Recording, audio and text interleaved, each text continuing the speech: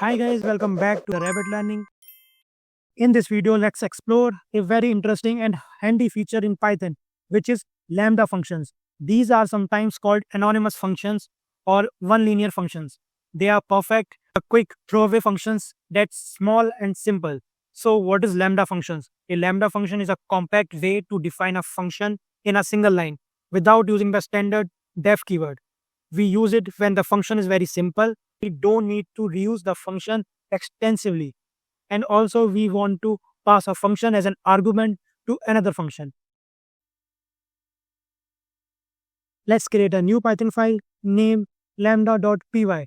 Now let's define a function that calculates the square of a number using lambda.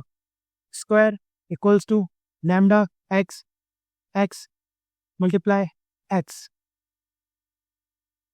Then print square 4.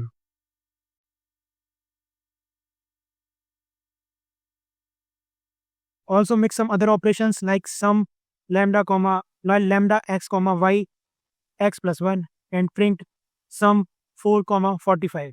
So if I run this program, you will get 16, which is square of 4, and the 49, which is the sum of 4 plus 45. So you can see the output. Let's break this down. Lambda x defines as anonymous function that takes one argument x, and x star x is the return value. We assign this lambda function to the variable square, which behaves like a normal function. So when we call a square a 4, it calculates 4 star 4 and prints 16, and similar to the sum. You can also use lambda function with multiple parameters. As you can see, lambda functions are just a shorter way to define simple functions. So why you can use lambda function? When the function is so small that writing is a full def feels like overkill. So when you want to define functions on the fly without cluttering your code with named function definitions.